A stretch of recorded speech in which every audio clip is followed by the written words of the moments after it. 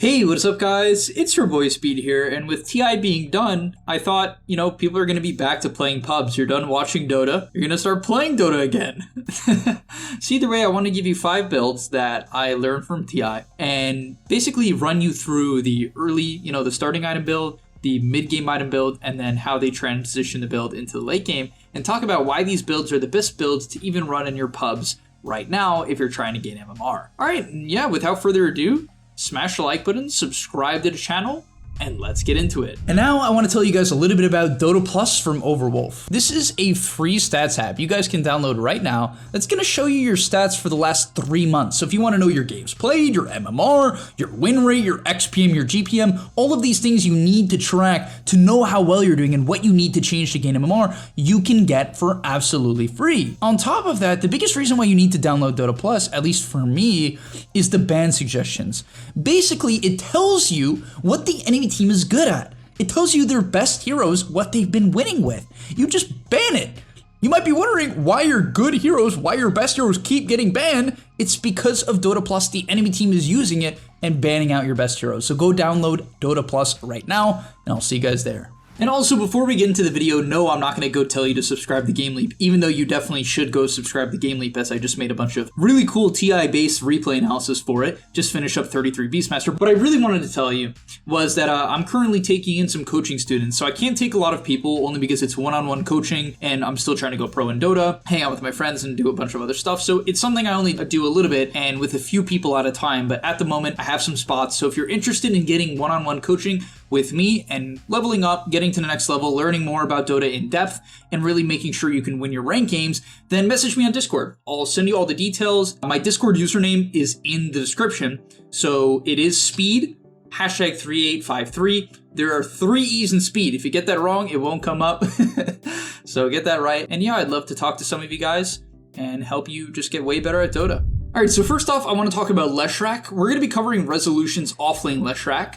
This, of course, could be applied to mid lane Leshrac, however, the starting items are going to be a little bit different. Mid Leshrac would go for 3 branches, Tango's Fairy Fire, into Bottle, into Stick, into Boots, typically then into Mana Boots, which is about the same for offlane, just with, a Bottle and slightly different item order. Now, getting to the offlane Leshrac, you typically want to build up a bit more damage.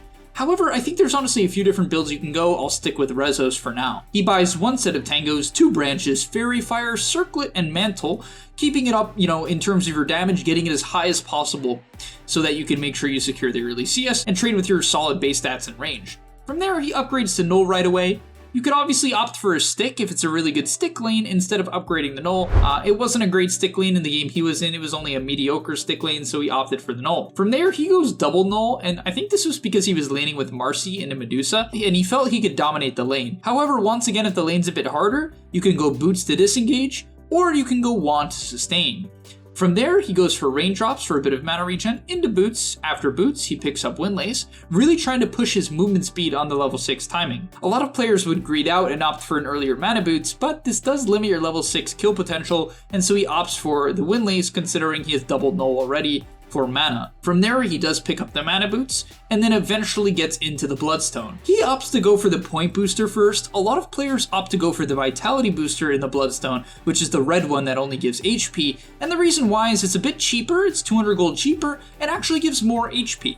Obviously, it's less total mana, but that's not too big of a deal, and it's better for survivability due to the timing in which you can get it, and the cost of the item. He goes in the other order, but that doesn't matter too much. So he's going to complete his Bloodstone. After that, it depends on the game. If it's a game where he doesn't need BKB, he'll go Blink or Bots. If you want to split push and farm a lot, you go Bots. If you want to skirmish early game, you go Blink, so you can just get on top of people and follow up the stun. And then, if the game is a little bit more difficult, right, for instance, I'm looking at the game where he struggled a little bit against Tundra, he opted to rush a BKB to make sure he had the hardest mid-game timing possible, especially considering he was going to be farming quite a bit that game. And then from there, the item build can change quite a bit. If the game is difficult, you want to go BKB Blink. If the game is good, you want to go Blink Boots of Travel into BKB. And then from there, if the game is really good, you go Hex, and you can get on top of people. Or if your team lacks stuns, you can go Hex, so you can, Hex, turn on all of your spells, Hex, stun, and kill someone. If the game is more difficult and you need survivability, you can opt for an Ags or a Shivas to deal with physical damage, which typically counters you in the mid to late game. Alright, next let's talk about Nine's Mid-Tusk. Nine's Mid-Tusk starts with the pretty standard starting item build of 3 branches, tangos, fairy fire. After that, he goes into a bottle, of course. After bottle, he buys a stick. You could rush boots if you need to contest the 4-minute rune a bit faster, or if you think you're going to gank off the 6-minute rune and you're really poor. But typically you're going to go stick so you can sustain the lane. After stick you go boots, after boots you go phase boots. Surprisingly, no orb of corrosion for 9, and that's because he prioritizes actually going for a deso earlier. But before deso, after the phase boots, he's going to go for a wand, completing his stick, and then into a falcon blade, starting with the blades of attack, then buying the other items, right, the other components. And the falcon blade makes your punch way better and gives you the HP you need early game to skirmish, as well as a little bit of mana regen so you can stay on the map. From there he picks up raindrops. After raindrops, for mana regen, he goes deso, and that's to one-shot people. After deso he goes blink, but I think he's gone BKB before. It kind of just depends how fast you're playing the game and how much you're snowballing. Once again, if the game's a little bit hard, you might need to rush BKB just so you can exist in teamfights, but in the game I'm looking at, he snowballed really hard, so he opted for an earlier blink. After blink, you have to go BKB. It's still a good damage item, and then he went for Nullifier, which, honestly, I think the Nullifier, he didn't end up completing it, it's just fantastic. It deals with Glimmer Capes, Yule Scepters, and most importantly, Ghost Scepter, which all counter you in the mid to late game. Next up, let's talk about Snake King's Marana. This was a really cool one because he was the only player at the entire tournament playing Marana position 5. Not something you see every day, but yeah, we have a Marana position 5, that's right.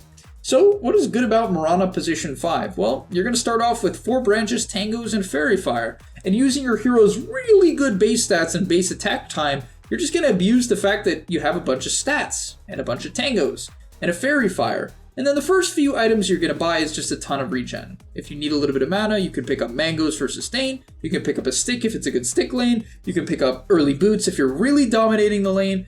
And just whatever early game item you need, a salve if you need it, just whatever you need to win the lane, you should be playing to sustain the lane. Clarities, of course, are good too. From there, he picks up boots. After boots, he picks up raindrops. After raindrops, he picks up magic wand. You always have to buy these 3 items so you can fight in the early game better than the other heroes. If you don't buy boots, raindrops, and wand, you're really bad at Dota. After that, he upgrades to mana boots so he can farm and help his teammates with mana, and then he goes into Force Staff, and that's kind of what he buys every game. From what I looked at, he just thinks Force Staff is a broken item. He buys it more than any other 5 player, and honestly, I like it on Marana particularly because the hero can actually use the bad cast range of Force Staff. One of the major nerfs to Force Staff a long time ago was the cast range, causing, less mobile position 5s to run around and basically if they try to Force Staff someone, feed. But Marana can leap out, and that's a big advantage. It seems like not a big deal. It is a big deal. She can even use her ulti to get it off as well. And she can farm it quickly, which is nice too. So, yeah. After that, you just buy whatever's good. Just don't buy Ags, please! Don't buy Ags! Any Marana player who buys an Ags should be literally banned from playing Dota 2. And you might be like, oh, with speed, I can one-shot creep waves, bruh! It takes like 3 seconds to shove a wave. Yes, there is a difference. Like insta-killing a wave compared to 3 seconds is a big difference. But please don't just buy like a Veil or something at that point if you want to nuke things better. Please just don't. If you need a Lotus, buy drums, buy Boots of Bearing, buy Solar Crest for whatever reason. Just don't buy Axe. Alright, after that, we're going to talk about Monet, Sniper in the safe lane. This is the Astra carry. He goes for Wraith. After Wraith Band, he goes for Magic Wand. If the lane is really, really hard, you can rush an earlier boost over Wand just to make sure you can, kite in or kite out. Even if the lane is really good, you can rush boots over Wand. He opts for the Wand. I don't remember exactly what the lane was, but yeah, he opts for that to help himself sustain. From there, he goes for Treads. After Treads, he goes Mask of Madness. This is an item that is required to buy now, and the reason why is when you use Take Aim, it guarantees that you headshot proc. And this is just really, really good. The whole point of Sniper as well is to stay in the back and do damage, and there's no better DPS item in the early game for Sniper than Mask of Madness. It's the best for farming, basically, and the best for fighting as well. So you just can't get away with no Mask of Madness in my opinion. From there, he goes for Dragonlance. Dragonlance, just a fantastic item. no, there's no way around it on the sniper to keep yourself in position and become tanky. But where things start to get a little bit weird is instead of going for more DPS such as a Maelstrom or a Deso, he opts to complete the pike. And he did this 2 games in a row. He buys Force Staff and completes the pike. And honestly, I think this is the right way to go. Shrapnel does a stupid amount of damage, Headshot does a stupid amount of damage, and Take Aim is really broken. You do not need, and I repeat this, you do not need a damage item to do damage on Safe Lane Sniper. To do damage on Safe Lane Sniper, you need to be able to live. And the way you do that is becoming stupidly tanky with the HP from Pike, as it gives you bonus HP from Strength and just the Fluffy Hat. And on top of that, it gives you mobility, which you desperately need. Being able to push people away pushes you further as well. I think this is really good. From there, he typically either buys his Shard for Giga Mobility if they don't have instant stuns, or BKB if they have instant stuns.